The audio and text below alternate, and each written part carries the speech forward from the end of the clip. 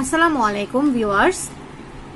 বিগত বছরগুলোতে বাংলাদেশের নদ নদী নিয়ে যে সকল প্রশ্ন বারবার এসেছে সেই সকল প্রশ্নাবলী নিয়ে আমার আজকের আয়োজন।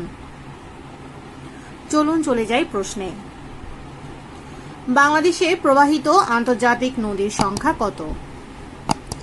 বাংলাদেশে প্রবাহিত আন্তর্জাতিক নদীর সংখ্যা হচ্ছে 57টি। উৎস হিসাবে আন্তর্জাতিক নদীর কয়টি উৎস ভারতে?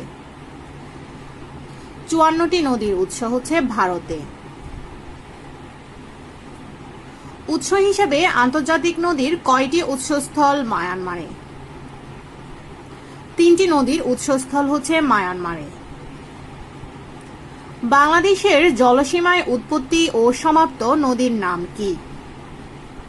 বাংলাদেশের জলসীমায় উৎপত্তি ও সমাপ্ত নদীর নাম হচ্ছে হালদা ও সাঙ্গু নদী। বাংলাদেশের প্রশস্ত নদী কোনটি? প্রশস্ত নদী হচ্ছে মেঘনা।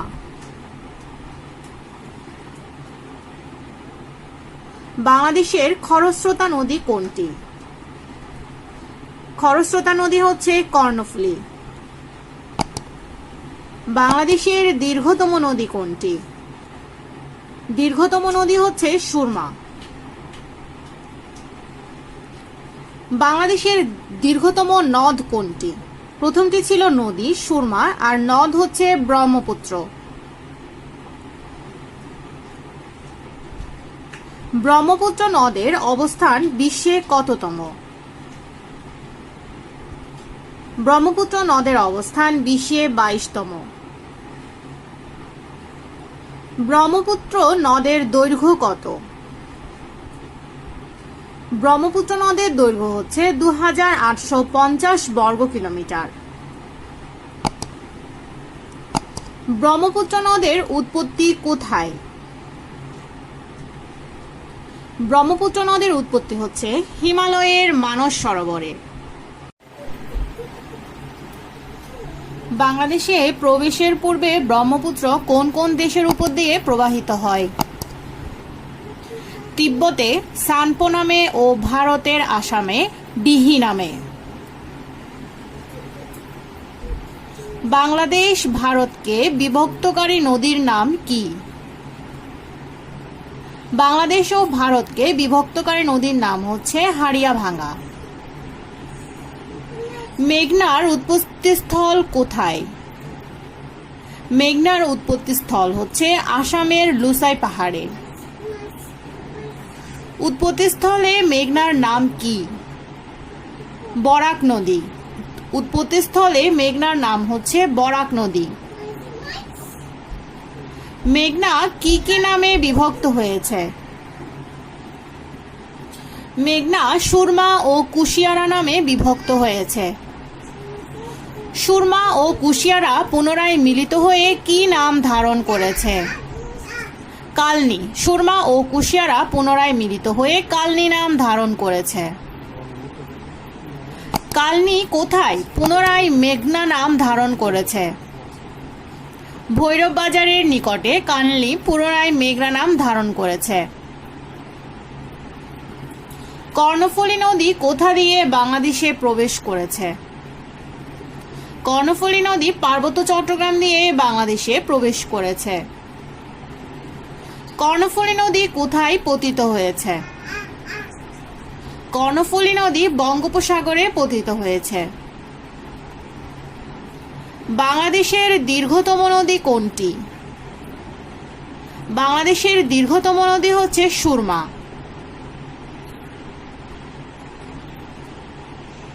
পদ্মা নদীর দৈর্ঘ্য কত?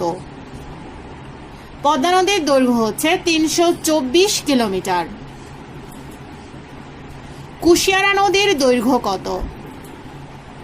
কুশিয়ারা নদীর দৈর্ঘ্য হচ্ছে 110 কিলোমিটার। 1 কিউসেক বলতে কি বোঝায়? 1 কিউসেক বলতে প্রতি সেকেন্ডে 1 ঘনফুট পানির প্রবাহকে বোঝায়। ঢাকা শহরকে রক্ষার জন্য বুড়িগঙ্গা নদীর তীরে যে বাঁধ দেয়া হয় তার নাম কি? বাকলেন্ট বাঁধ। বাংলাদেশের কৃত্রিম হ্রদ কোনটি? কৃত্রিম হ্রদ হচ্ছে রাঙ্গামাটি জেলার কাপ্তাই হ্রদ। কাপ্তাই জলবিদ্যুৎ কেন্দ্র নির্মাণ করা হয় 1962 সালে।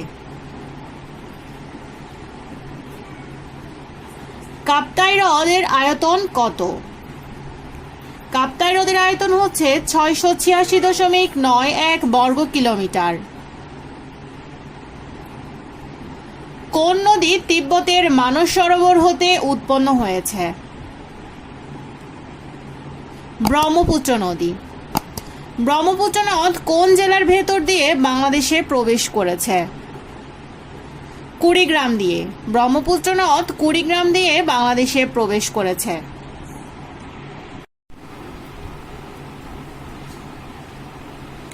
ব্রহ্মপুত্র নদের প্রধান শাখার নাম কি? ব্রহ্মপুত্র নদের প্রধান শাখার নাম হচ্ছে যমুনা। পদ্মা নদী মেঘনার সাথে কোথায় মিলিত হয়েছে? পদ্মা নদী মেঘনার সাথে চাঁদপুরে মিলিত হয়েছে। পদ্মা নদী যমুনার সাথে কোথায় মিলিত হয়েছে? পদ্মা নদী যমুনার সাথে গোয়ালন্দে মিলিত হয়েছে। মেঘনা নদী ব্রহ্মপুত্রের সাথে কোথায় মিলিত হয়েছে? মেঘনা নদী ব্রহ্মপুত্রের সাথে ভৈরব বাজারে মিলিত হয়েছে।